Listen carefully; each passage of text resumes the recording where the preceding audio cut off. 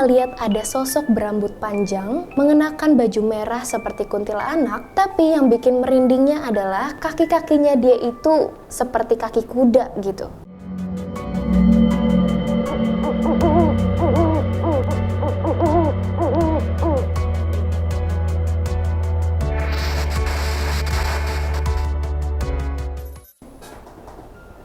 Jangan serius-serius. Gitu kan, friends? Ya. Oke. Assalamualaikum, halo semuanya. Balik lagi sama aku, Hana di Kasur. Kakak-kakak si penelusur. Oke teman-teman, jadi hari ini itu kita akan membawakan cerita horor nih yang Hana bilang di awal. Kita bakalan cerita-cerita horor, yaitu paranormal experience. Dan kali ini itu ya memang agak beda gitu kan dari sebelum-sebelumnya, karena sebelumnya kita ngangkat kasus-kasus kriminal gitu. Cuman sekarang kita mau cerita-cerita horor gitu. Hana ambil sumbernya ini dari Twitternya Zero Point. Kalian kalau misal ada yang mau baca-baca gitu, boleh banget baca langsung ke Twitternya Zero Point. Dan langsung aja kita masuk ke ceritanya yang berjudul Rumah Anjing.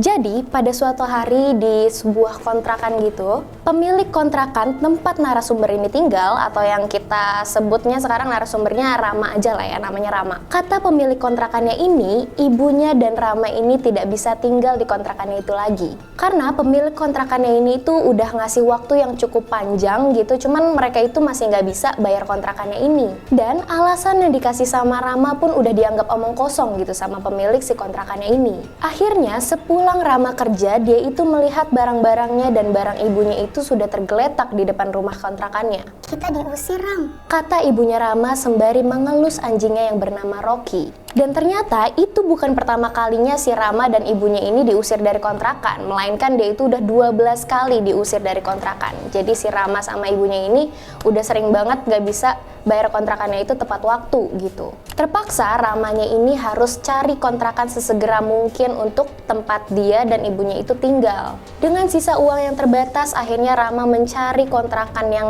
tersedia gitu, dan beruntungnya si Ramanya ini dapet nih kontrakannya. Dia ini nemuin pengganti rumahnya yang pemiliknya ini mengerti dengan kondisi yang Rama punya sekarang gitu. Jadi si pemiliknya ini baiklah. Pemilik kontrakan yang barunya ini membiarkan mereka itu masuk dengan uang yang mereka punya sekarang gitu, dan sisanya itu boleh banget dibayar kemudian harinya. Jadi kalau semisal si Ramanya udah gajian, boleh nanti bayarannya itu menyusul gitu. Kontrakan barunya ini bisa dibilang kontrakan yang cukup besar gitu. Jadi kontrakannya ini tuh kayak rumah biasa gitu. Tapi rumahnya ini rumah tua yang posisinya itu berada persis di tepi sungai dan dikelilingi pepohonan rimbun yang batangnya sampai merunduk. Di sekitar rumah itu nggak ada rumah-rumah lain, melainkan hanya ada saung kecil tempat para pemancing itu berteduh gitu. Bahkan jalan akses menuju rumah lain itu adalah jalan tanah yang bisa disebut itu tuh kayak semak-semak atau kebun gitu. Jadi jalan untuk rumah lain itu susah banget gitu.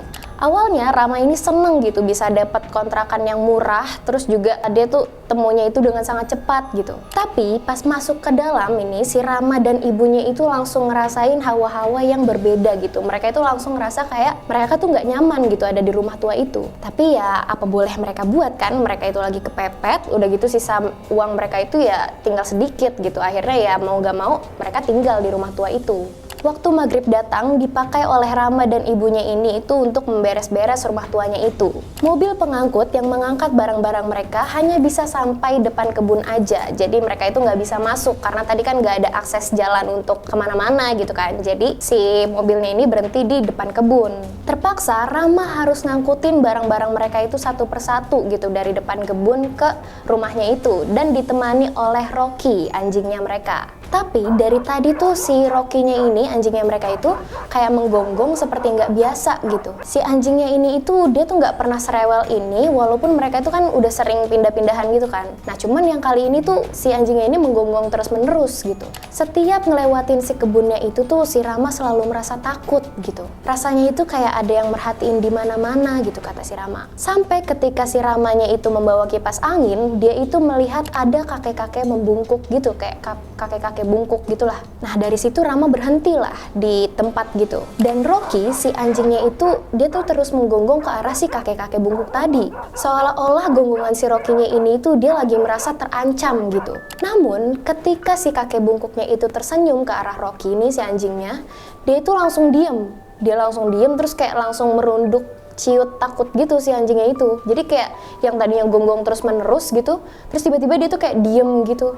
Diem, bener-bener diem. Kakek-kakek bungkuk itu berdiri sekitar 10 meter di depan si Rama dan Rocky ini. Tapi Rama nih kayak ngedenger ada suara anak bebek gitu dari atas kepalanya atau di atas pepohonan. Jadi kan dia kayak berhentinya itu di bawah pohon gitu kan. Nah di atas pohonnya itu dia ngerasa kayak ada anak bebek gitu. Entah kenapa si Ramanya itu tuh pengen banget nengokin kepalanya itu ke atas. Terus pelan-pelan si Ramanya ini akhirnya ngedongakin kepalanya nih ke atas. Dia ngeliat apa kira-kira yang ada di atas kepalanya itu. Dan kalian tahu apa yang ada di atas kepalanya?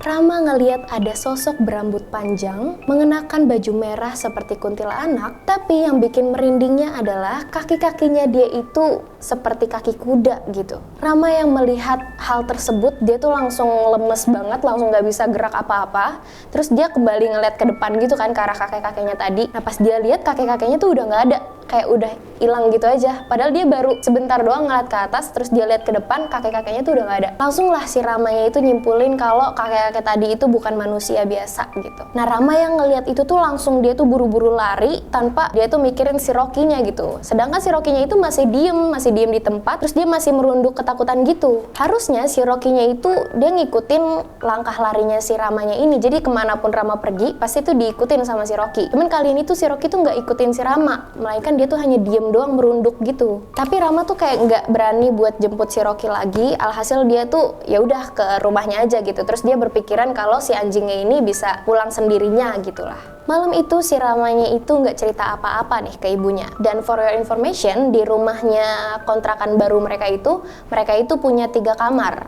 Dan Rama ngambil kamar yang di sebelah dapur dan memiliki jendela yang menghadap langsung ke sungai belakang. Pas tengah malam si Ramanya ini ngerasain hawa yang panas banget gitu. Akhirnya Rama bangun tapi dengan keadaan yang setengah sadar gitu. Dan tangannya dia julurin ke kolong dipannya. Karena biasanya si Rocky-nya itu selalu tidur di bawah dipan kasurnya itu. Jadi dia tuh kayak ngejulurin tangannya ke bawah. Rama mulai ngusap bulunya si Rocky-nya ini sampai akhirnya si Rama itu tertidur pulas kembali gitu. Keesokan paginya si Ramanya itu nggak ngeliat ada Rocky di kamarnya. Dia cari di seluruh ruang di rumahnya tapi nggak ketemu. Rama cari di sekitar kebun pun juga nggak ada gitu. Sampai di mana si Ramanya ini ketemu ibunya dan ibunya itu nanyain tentang si Rocky-nya ini. Ibu nggak ngeliat Rocky dari semalam? Kemana dia, Ram? Ada kok Bu, semalam tidur di bawah kasur seperti biasa. Masa? Kalau begitu harusnya ada dong di kamar kamu. Kan dari tadi kamar kamu dikunci. Jawaban dari ibunya itu langsung membuat banyak pertanyaan gitu di otaknya si Rama. Jendela kamar juga semalam dikunci gitu sama si Rama. Jadi kayak nggak mungkin si Rocky-nya itu bisa keluar dari jendela. Berarti yang dia pegang di kolong dipan itu kira-kira apa makhluk berbulu itu? Rama akhirnya berangkat kerja sambil melupakan hal-hal tersebut. Jadi dia kayak bersikap seolah-olah nggak ada apa-apa gitu. Seharian di kantor itu badannya Rama itu lemes banget gitu. Rasanya kayak lemes pol gitu. Rama pikir karena efek angkutin barang kali ya kemarin. Jadi dia kayak nggak bisa pikir panjang gitu. Kayak ya udah dia nyimpulinnya paling karena kecapean kemarin gitu. Tapi yang bikin bingung adalah si Pak Rohidi nih. Jadi Pak Rohidi itu adalah satpam kantornya si Rama. Pak Rohidi ini negur si Rama gitu. Dia bilang kalau si Ramanya ini lagi ketempelan anak kecil. Rama yang ngedengar pernyataan Pak Rohidi ini bingung, kaget sekaligus dia itu jadi parno gitu. Jarak dari tempat kerjanya ke kontrakan yang barunya itu cukup jauh gitu. Dia itu membutuhkan sekitar waktu 1 jam lah untuk perjalanan gitu. Sesampainya di rumah si Ramanya itu bertanya kembali gitu sama si ibu. Kira-kira si ibunya ini ngeliat Rocky apa enggak gitu kan. Tapi kata ibu si Rocky-nya ini juga masih belum kelihatan gitu seharian. Akhirnya si Ramanya itu ambil tali yang biasanya dipakai buat main sama si Rocky dengan pikiran kalau dia itu pasti bakalan datang gitu kalau denger si tali-talinya itu kena tanah. Terus si Rama Rama ke depan rumah, gerak-gerakin tali itu ke tanah sambil membawa senter karena sekitarannya situ itu sangat gelap. Dan Rama ngelihat ada yang lari dari semak-semak yang berada di belakang Rama gitu. Rama ngeduga kalau yang lari dari belakangnya dia itu adalah Rocky. Karena secara kan kaki anjing yang lari sama kaki manusia itu kan suaranya beda gitu kan. Nah dari situ tuh si Rama tuh nyempulin kalau yang berada di belakangnya dia itu adalah Rocky. Rama ngejar suara yang dia dengar dan bener aja dia itu nemuin si Rocky. Tapi si Rocky-nya ini nggak ngubris panggilannya si Rama gitu. Alias dia tuh kayak ngebiarin panggilan Rama gitu aja dan terus lari. Seolah-olah dia tuh kayak ngajak si Rama buat ikut sama dia gitu ke suatu tempat. Akhirnya si Ramanya itu pergi ke satu tempat yang dibawa sama si Rocky ini ke tepi sungai. Terus Rocky-nya itu menggonggong ke deretan pohon bambu. Di sana Rama itu melihat ada pocong yang tinggi banget setara dengan pohon bambu itu. Rama yang lihat itu langsung buru-buru ngangkat si Rocky dan langsung lari ke rumahnya. Sesampainya Rama di rumah, dia itu langsung kunci pintu kamarnya, terus dia juga langsung kunci jendelanya dan dia itu langsung kayak panik gitu loh. Namun abis dia ngunci jendela itu, samar-samar dia melihat bayangannya dia itu di kaca jendelanya. Dia melihat bayangan di pantulan kaca itu kalau di belakang dia itu ada seorang anak kecil, rambutnya kusut panjang, wajahnya hancur penuh luka, dan di lehernya ada kalung yang kalungnya itu persis seperti kalung anjing. Di kaca itu Rama ngelihat anak kecilnya itu ngegelayut di punggungnya dia. Karena panik, Ramanya itu langsung buru-buru nutup kaca jendelanya dengan gorden gitu. Terus dia langsung buru-buru ke kasurnya itu. Semalaman dia mikirin semua kejadian itu dan dia nggak tenang sampai akhirnya dia itu baru bisa tidur di jam 3 pagi gitu. Pas bangun, badan Rama ini sakit semua gitu sekujur tubuhnya. Dan dia itu mendengar kalau si ibunya itu manggil-manggil kalau ibunya ini nemu si Rocky katanya. Iya bu, tadi malam ketemu, ini di kamar. Jawab si Rama sambil dia itu nyari-nyari Rocky, tapi Rocky-nya itu nggak ada. Ibu ngetuk pintu kamar Rama sambil bilang sesuatu. Apanya yang di kamar? Itu Rocky mati di bawah pohon kebun, Ram. Kata si ibu. Rama sontak langsung kaget, terus dia itu langsung lari buat mastiin gitu. Ternyata Rocky itu udah ngebusuk dan dikerumunin oleh lalat-lalat kayak seolah-olah dia itu udah jadi bangkai yang berhari-hari. Dan kalian tahu apa?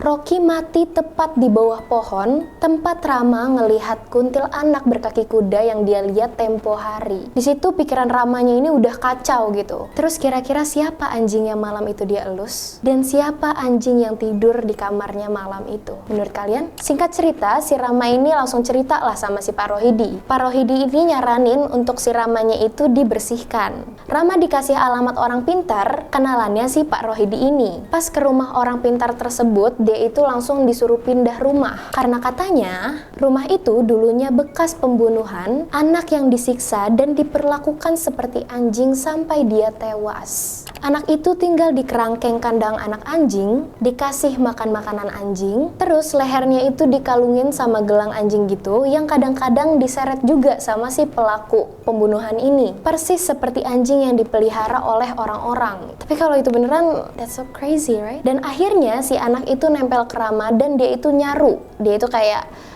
bersikap seolah-olah dia itu jadi Rocky, anjingnya si Rama. Rama terus-terusan disaranin untuk pindah karena katanya makhluk-makhluk di sana itu akan terus meneror si Rama. Itu rumah mereka dan mereka itu nggak bisa diusir sama sekali. Jadi mau nggak mau harus Rama dan ibunya lah yang pergi dari tempat itu. Akhirnya si Ramanya itu pindah dari kontrakan tersebut dan kabar terakhir yang Rama dengar itu setelah setahun lebih dia pindah, rumah itu masih kosong hingga sekarang dan sungai belakang rumah itu seringkali menjadi tempat untuk orang mati tenggelam atau hanyut. Tapi kalau didengar-dengar lagi cerita-cerita ini tuh kayak lebih kasihan sama anak yang diperlakukan seperti anjingnya itu sih. Jadi kayak harusnya dia diperlakukan seperti anak kecil pada biasanya, tapi malah diperlakukan seperti anjing, ya anjing, real anjing gitu. Ini padahal bukan anaknya yang anjing, tapi pelakunya yang anjing gitu kan. Oke, segitu aja kasur hari ini. Kalau kalian nih kira-kira enakannya itu Hana bawain horror story kayak gini ataukah kasus-kasus kriminal yang udah kita omongin kemarin?